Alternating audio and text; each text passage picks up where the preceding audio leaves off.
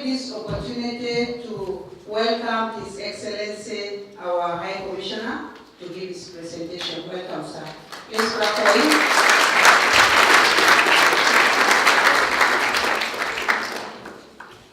So I can now begin my presentation by saying good morning to you all. It gives me great pleasure to be with you this morning here in Coventry University to attend Kenya Students Conference as part of the ongoing Kenya at 50 celebrations. The theme for our discussion this morning is on Kenya at 50, expectations on the future role of Kenyan students. Reads in the brackets, students who have come here to acquire the much needed, relevant skills that are needed for the 21st economy in Kenya.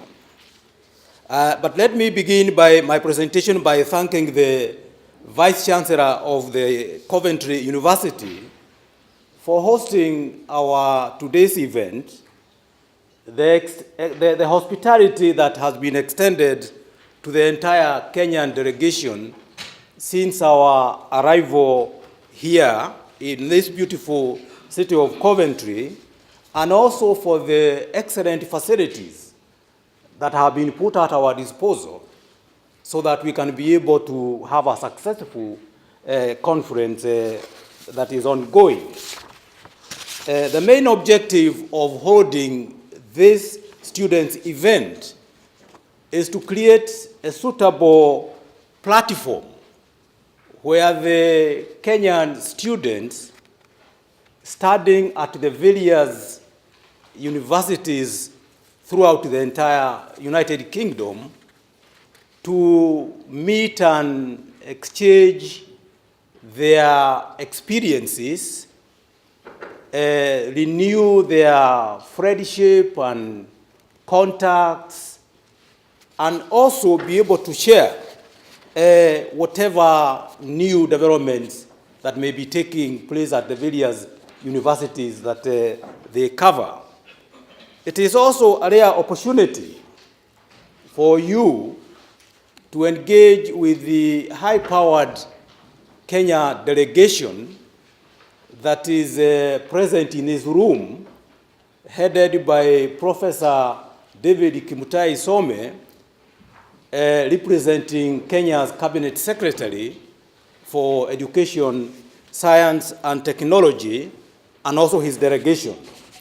Also present in this room is the CEO of the Higher Education Loans Board, Mr. Charles Lingela, whom most of you students might want to meet aside and discuss on what he can be able to deliver and what you can be able to negotiate with him.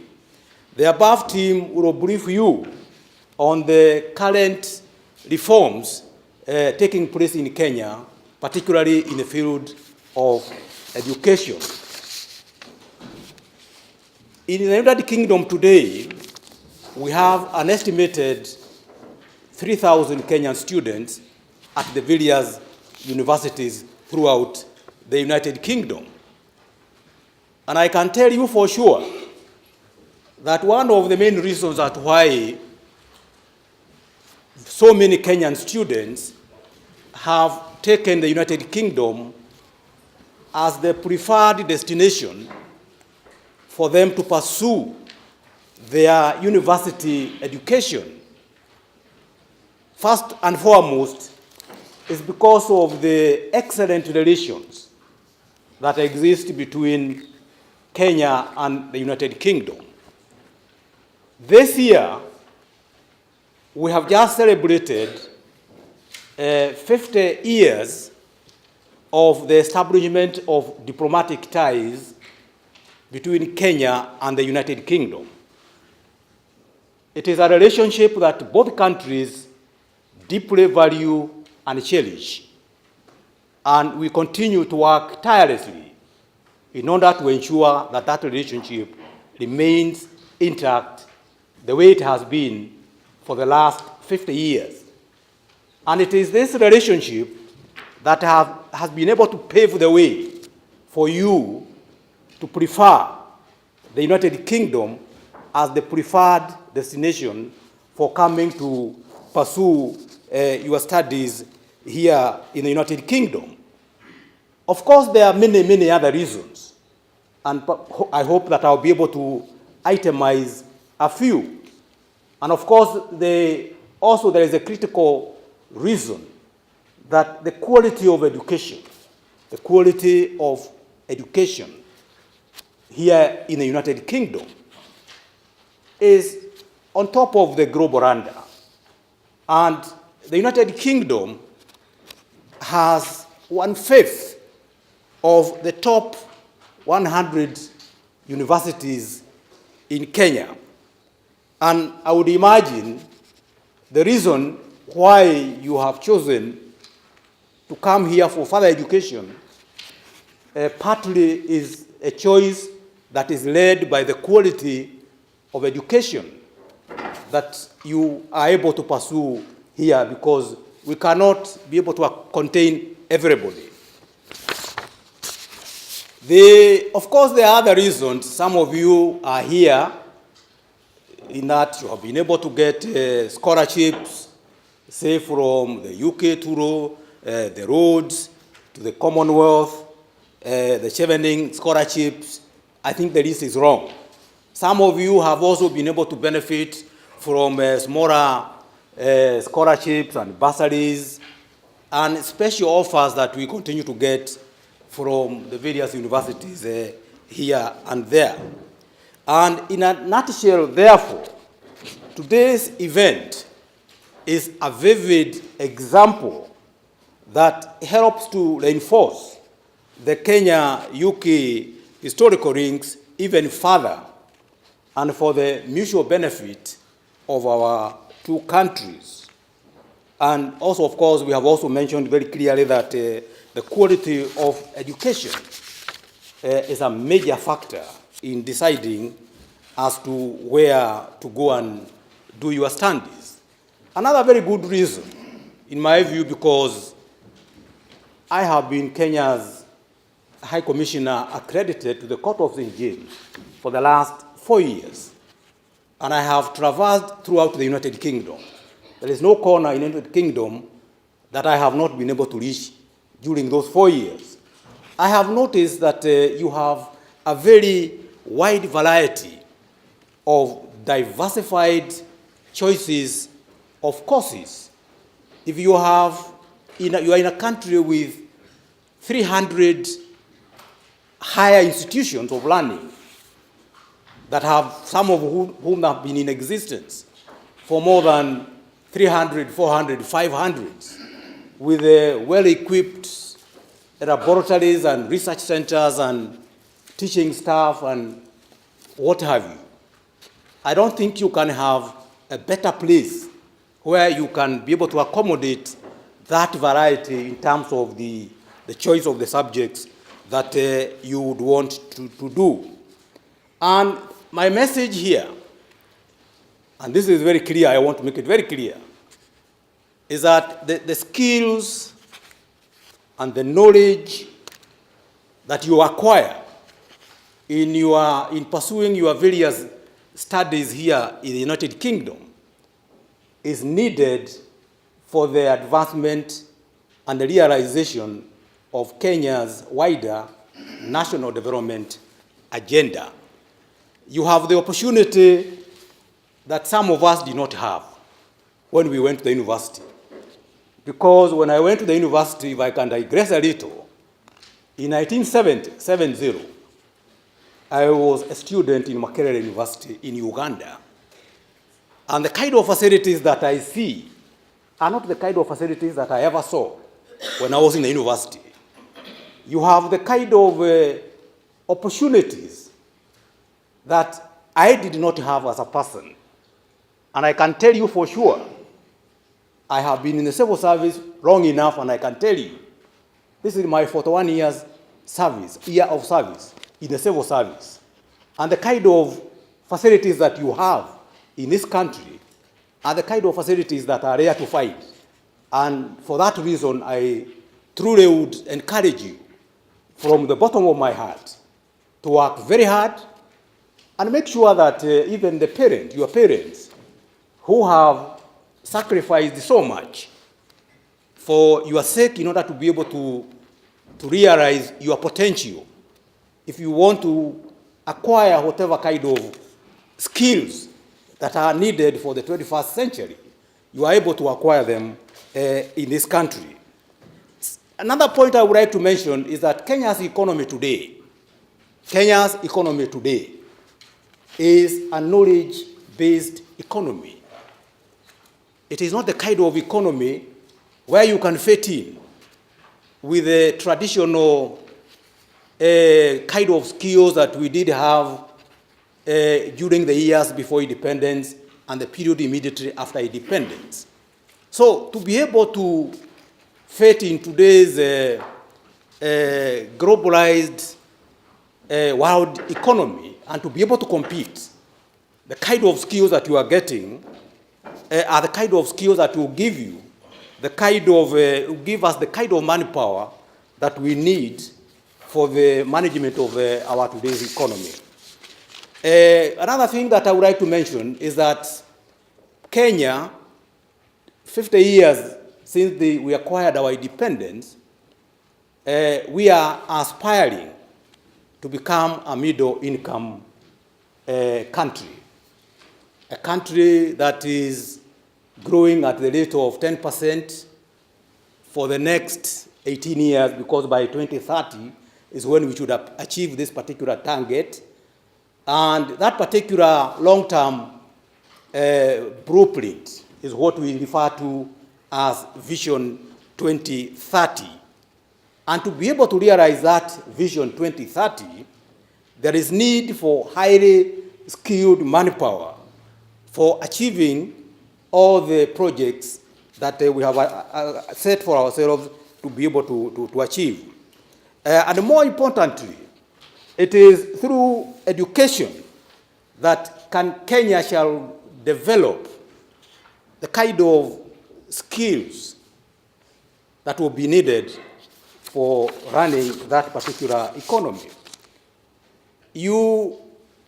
As we heard from Mr. Alex Vines, universities have to deliver in terms of being the centers of innovation.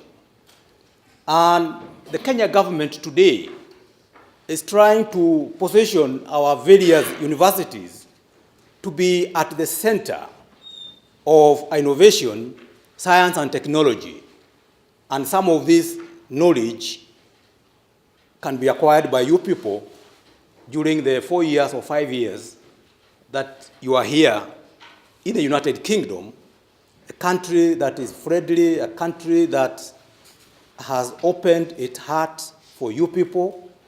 And I thank God you have reciprocated.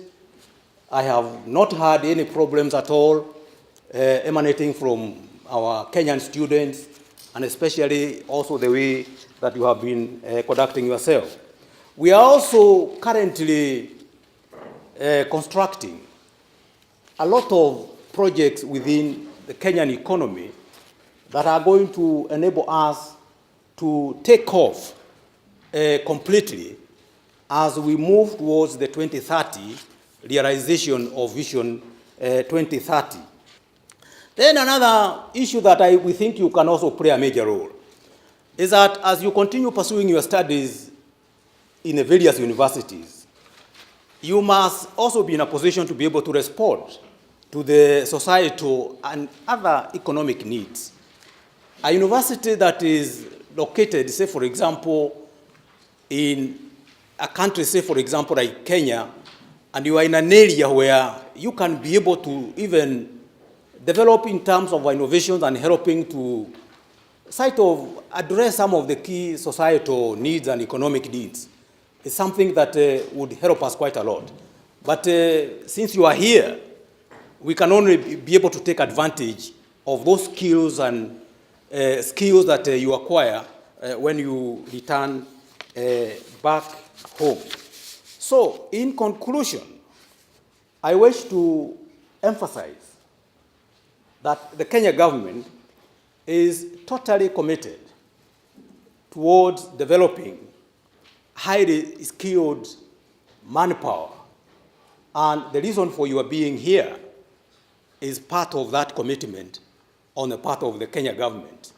So by way of recapping, because I think the talk that we had from Mr. Alex Vines was very comprehensive, I would just simply want to recap and to agree with him totally that Kenya has been a beacon of peace and stability since we attained our independence in 1963 up to now. Kenya has also been an anchor state within the region. There is nothing that you can do within the Eastern and the Great Lakes region without using Kenya as the springboard. Kenya is also the global headquarters of both the UN Habitat and United Nations Environment Program. It is also the headquarters of the largest number of diplomatic missions in Africa, as well as the hub in terms of the transport, the financial, and humanitarian matters within the region. Countries like, for example, Somalia, there are times when Kenya is the sole remaining lifeline, where the FAO and UNHCR and the Department for Humanitarian Affairs can operate from, because they cannot operate from anywhere else. And in order to be able to realize all those regional, continental, and global responsibilities, we will need to have highly skilled manpower in all areas. And the job that you are doing as Kenyan students, because you are truly the future leaders of Kenya, is vital. And to be able to assume those leadership positions, then you will need to be properly equipped in terms of the kind of skills that you would require. And finally, before I sit down, I would once again like to thank you very much for being very good goodwill ambassadors of Kenya. You must not expect Gary to be the sole goodwill ambassador or ambassador in all the areas where you are. You must understand, as a Kenyan student, that is your motherland, is your motherland, and wherever you are Kenya's ambassador, wherever you are, to promote, to protect, to project Kenya's image, wherever you are, and you remain Kenya's best face wherever you are. Thank you very much.